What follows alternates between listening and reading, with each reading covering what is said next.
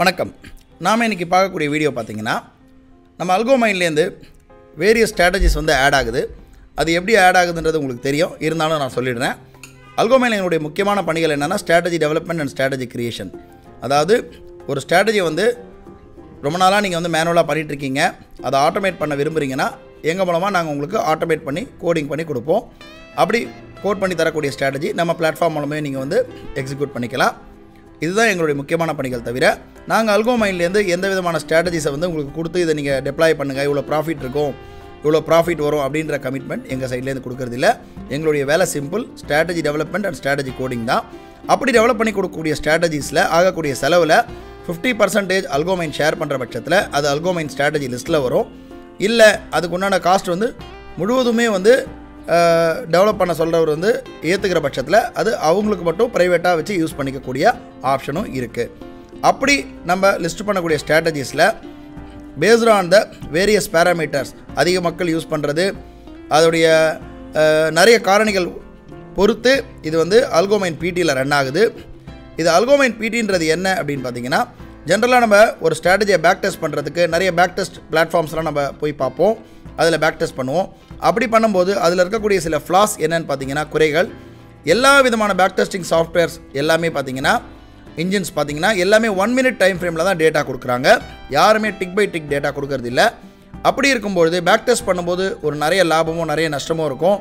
ஆனால் களத்தில் லைவில் பண்ணும்போது அதோடைய ரிசல்ட் வேறு மாதிரி இருக்கும். எதனாலன்னு பார்த்தீங்கன்னா, அதை 1 minute டார்கெட் போனாலோ ஸ்டாப் லாஸ் போனாலோ அதை கேப்சர் பண்ணாது. ஏன்னா அவங்களுடைய டைம் ஃப்ரேமே பார்த்தீங்கன்னா 1 minute அந்த இடைவெளியில் தான் இருக்கும். அப்படி இருக்கிற பட்சத்தில் நம்ம பிளாட்ஃபார்ம் பார்த்திங்கன்னா அந்த ஒரு விஷயத்தை கொஞ்சம் குறைக்கணுன்றதுனால தான் இது நிறைய பேர் அதிகமான யூஸ் பண்ணக்கூடிய ஸ்ட்ராட்டஜிஸ் எல்லாமே அந்த பிடியில் ரன் ஆகும் ஆவரேஜாக. இதில் இருக்க ஸ்ட்ராட்டஜிஸும் சில ஸ்ட்ராட்டஜிஸ் லாஸ்ட்லேயும் போகலாம். ரெண்டாவது, இந்த பிடின்றது அப்படியே அச்சஸெல்லாம் இது அப்படியே லைவ் ட்ரேடில் ரிப்ளிகேட் ஆகுமான்னு கேட்டிங்கன்னா கண்டிப்பாக ஆகாது. பிடிக்கும் லைவுக்குமே கொஞ்சம் டிஃப்ரென்ஸ் இருக்கும். பட் ஓரளவு நமக்கு ஒரு ஸ்டாட்டிஸ்டிக்கல் டேட்டாக்காக தான் இது ரன் ஆகுது. லைவ் மார்க்கெட்டில் ஒரு 100 ரூபா தாண்டினா பைனா, இது 100 ரூபா போச்சுன்னா இது பை போட்டுரும் கரெக்டாக. பட் லைவ் மார்க்கெட்டில் வரும்போது அது ஆஃபர் அண்ட் பிட் ப்ரைஸ் எங்கே ஃபில் ஆகுதோ, ஒரு 5 பாயிண்ட் முன்னாடியும் விழலாம், இல்லை 5 பாயிண்ட் கீழேயும் விழலாம். அதுதான் இருக்கக்கூடிய ரியாலிட்டி ஃபேக்ட். இப்போது ஒரு ஸ்ட்ராட்டஜியை நம்ம எப்படி செலக்ட் பண்ணுறது அப்படின்றது பார்க்கும்போது நம்மக்கிட்ட நிறைய பேர் நீங்களே ஒரு நல்ல ஸ்ட்ராட்டஜி சொல்லுங்கள் அப்படின்றாங்க. பட் நாம் சஜஸ்ட் பண்ணுறது நம்முடைய பிரின்சிபல் பாலிசி கிடையாது. ஸோ அதனால் நம்ம என்னென்ன காரணிகள்லாம் பொதுவாக ஒரு அனாலிசிஸ் பண்ணும்போது எந்தெந்த காரணிகள்லாம் எடுக்கணுன்றதை பற்றி நான் சொல்லிடுறேன். ஜென்ரலாக எல்லாருமே ப்ராஃபிட் தந்திருக்கா அதை மட்டும் தான் பார்ப்பாங்க. பட் அதை மட்டும் பார்க்கக்கூடாது. உதாரணமாக இந்த ஒரு ஃபஸ்ட்டு ஸ்ட்ராட்டஜியில் நம்ம அல்கோவில் இந்த ஆப்ஷன்ஸ்லாம் இருக்குது. இந்த பிளாட்ஃபார்மில் ஸ்டாட்டிஸ்டிக்கல் டேட்டா எடுக்கக்கூடிய பிளாட்ஃபார்ம் ப்ளஸ் ஆர்டர் புக்லேருந்து எல்லாமே டவுன்லோட் பண்ணிக்கலாம். இதில் ஸ்டாட்டிஸ்டிக்ஸ்ன்னு இருக்குது. இந்த ஆக்ஷனை கிளிக் பண்ணும்பொழுது இந்த ஸ்டாட்டிஸ்டிக்ஸில் ஒரு ஸ்ட்ராட்டஜிக்கு எவ்வளோ கேபிட்டல் தேவைப்படுதுன்றது முதல் இருக்கும். அந்த கேபிட்டல் நம்மக்கிட்ட இருக்குதான்றதை நம்ம முதல் செக் பண்ணிக்கணும். ரெண்டாவது, மேக்ஸிமம் ஒரு நாளைக்கு எவ்வளோ லாஸுன்றது அந்த ஸ்ட்ராட்டஜியோடைய டிஸ்கிரிப்ஷன் வீடியோலையும் கொடுத்துருப்போம். ப்ளஸ் இதுலேயும் மேக்ஸிமம் எவ்வளோ லாஸ் வந்திருக்கு ஒரு நாளைக்கு அப்படிங்கிறது இருக்கும். அந்த லாஸ் நம்மளால் ஏற்றுக்கொள்ள முடியுமா அப்படிங்கிறதும் பார்க்கணும். அடுத்தது ட்ராடவுன். அதாவது ட்ராடவுன் பார்த்திங்கன்னா இதில் 20% இருக்குது. அதாவது 1.5 லட்ச ரூபாவில் ஒரு 20% வரும்போது ஒரு 30,000 ரூபா வரைக்கும் இது மைனஸ் கொடுக்கக்கூடிய ஸ்ட்ராட்டஜியாக இருக்குது அப்படிங்கிறது நம்ம பார்க்கணும். அடுத்தது ரிட்டர்ன்ஸ் எவ்வளோ வந்திருக்குன்றதை பற்றி நமக்கு வரி இல்லை. ஏன்னா இது 155% வரட்டும், எவ்வளோ வேணால் வரட்டும், அது யூஸருடைய தேவையை பொறுத்து, அவருடைய ஆசையை பொறுத்து. இது 3 முக்கியமாக பார்க்கணும். அடுத்தபடியாக மேக்ஸிமம் லாஸ் எவ்வளோ நாள் வரலாம் வந்திருக்கு அப்படின்னு பார்த்தீங்கன்னா 10 நாள் வந்திருக்கு. அந்த மாதிரி தொடர்ந்து 10 நாள் ஒரு ஸ்ட்ராட்டஜி லாஸ் கொடுக்கும்போது அதை நம்ம பண்ணுவோமான்றதும் நம்ம பார்க்கணும். ஏன்னா ஒரு ஸ்ட்ராட்டஜி அப்படி தான் ஜென்ரல் களத்தில் வரும். இது பார்த்திங்கன்னா டிசம்பர் 21 அழகாக மேலே போயிட்டுருக்கு. ஒரு சில டைமில் கொஞ்சம் கீழே வந்துட்டு போகலாம். நம்ம முக்கியமாக பார்க்கக்கூடியது மேக்ஸிமம் லூசிங் ஸ்ட்ரீக் எவ்வளோ. ஒரு 10 நாள் லாஸ் வந்திருக்கலாம். அந்த 10 நாள் ஒரு நாள் -100 ரூபா வந்திருக்கலாம், இல்லை -5000 வந்திருக்கலாம், -4000 வந்திருக்கலாம். அதுவும் நம்ம பார்க்கணும். அதுக்கு அடுத்தது மிக முக்கியமானது பார்த்திங்கன்னா கன்சிக்யூட்டிவ் லாஸ், மேக்ஸிமம் ட்ராடவுன்.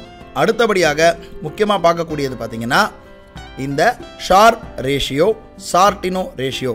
இது ஒரு ஸ்டாட்டிஸ்டிக்ஸில் முக்கியமாக இருக்கக்கூடிய ஒரு தரவு, ஒரு டேட்டா. ஷார்ப் ரேஷியோனா என்னன்றதை நான் சொல்லிடுறேன். ஷார்ப் ரேஷியோ அப்படிங்கிறது என்னன்னு பார்த்தீங்கன்னா 2 ஸ்ட்ராட்டஜி இருக்குது. ஒரு ஸ்ட்ராட்டஜி நம்பர் 1, ஸ்ட்ராட்டஜி நம்பர் 2.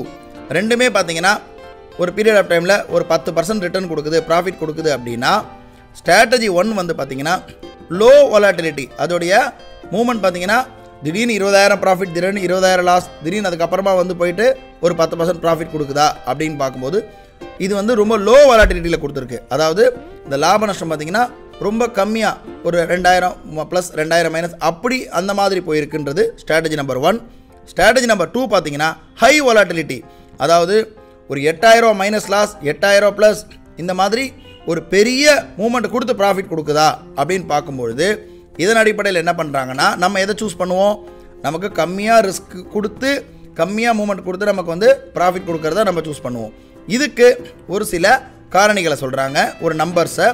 அதாவது இதோட ரீடிங்ஸ் பார்த்தீங்கன்னா 1க்கு கீழே எதில் வந்து ஷார்ப் ரேஷியோ இருக்கோ அந்த ஸ்ட்ராட்டஜி ரொம்பவே வீக்காக இருக்குது, அது இப்போ பண்ணுறதுல அர்த்தம் இல்லைன்னு அர்த்தம்.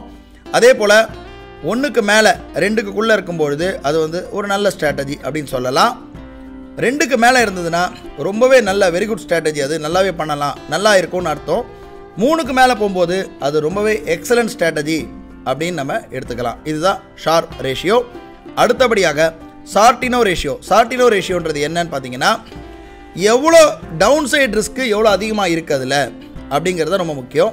உதாரணமாக ஒரு ஸ்ட்ராட்டஜி 1 10% ரிட்டர்ன் கொடுத்துருக்கு, ஸ்ட்ராட்டஜி 2 அதுவும் 10% ரிட்டர்ன் கொடுத்துருக்கு.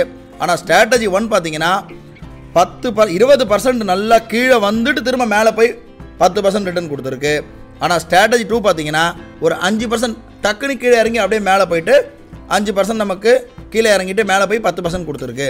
இப்போ இதில் நம்ம எதை சூஸ் பண்ணணும், நமக்கு வந்து 20% வரைக்கும் நல்லா மைனஸ் கொடுத்து அதுக்கப்புறமா அதை ரிகவர் பண்ணிட்டு போய் ப்ராஃபிட் கொடுக்குற ஸ்ட்ராட்டஜி முக்கியமாக, இல்லை ஒரு 5% கீழே அப்படியே கீழே கொடுத்துட்டு திரும்ப மேலே போய் லாபம் கொடுக்கக்கூடிய ஸ்ட்ராட்டஜி முக்கியமானு பார்த்தீங்கன்னா நம்ம எல்லாருமே ஸ்ட்ராட்டஜி 2 தான் ப்ரிஃபர் பண்ணுவோம். ஸோ இதுதான் சார்டினோ ரேஷியோ, இதை குறிக்கக்கூடிய ஒரு ரேஷியோ. இந்த சார்டினோ ரேஷியோ பார்த்தீங்கன்னா இதுக்கு வந்து பார்த்தீங்கன்னா ஒரு ரீடிங்ஸ் இருக்குது.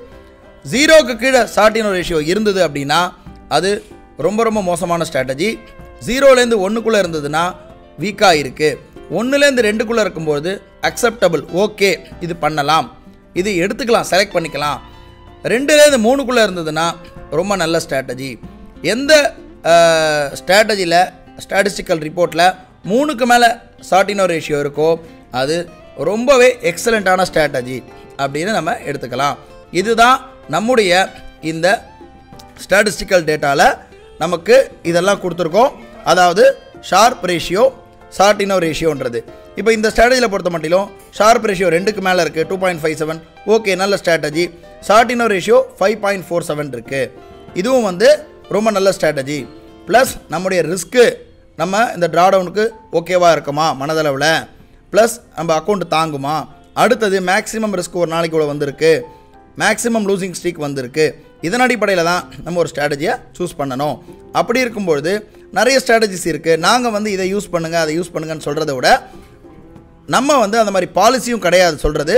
ஸோ இதை எப்படி எந்த காரணிகளில் நம்ம அளவு எடுக்கணுன்றதை மட்டும்தான் நம்ம சொல்கிறோம். அதன் அடிப்படையில் வேரியஸ் ஸ்ட்ராட்டஜிஸ் இருக்குது. உதாரணமாக இந்த ஒரு ஸ்ட்ராட்டஜி இருக்குது. இது பார்த்தீங்கன்னா ஒரு ஃபஸ்ட்டு கேண்டில் பிரேக் அவுட், இதோடைய கேபிட்டல் பார்த்தீங்கன்னா 50,000 தான் இருக்குது.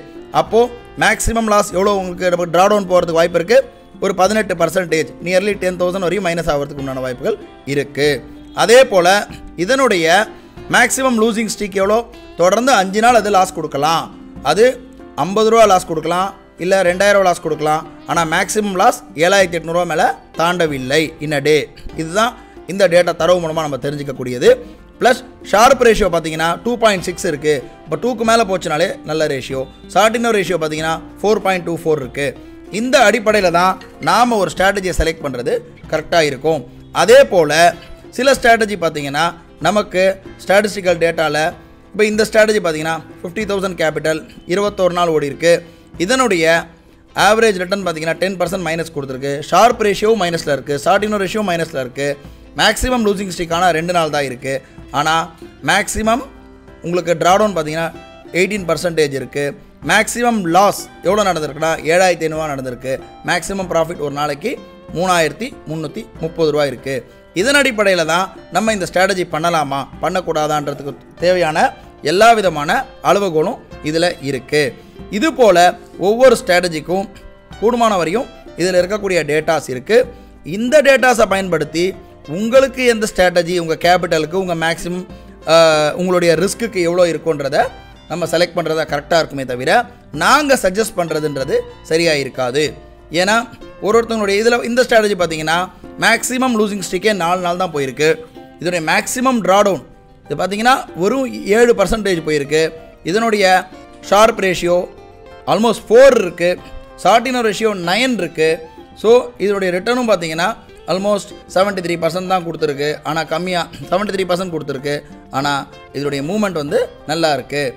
இந்த மாதிரி வேரியஸ் ஸ்ட்ராட்டஜிஸ் இருக்கிறபடியில் நமக்கு எந்த ஸ்ட்ராட்டஜி கரெக்டாக இருக்குன்றதை பார்த்துட்டு அந்த மாதிரி தான் நம்ம ஒரு ஸ்ட்ராட்டஜியை செலக்ட் பண்ணணுமே தவிர இது இவ்வளோ லாபம் கொடுத்துருக்கு இவ்வளோ நஷ்டம் கொடுத்துருக்கு அப்படி பார்க்கக்கூடாது.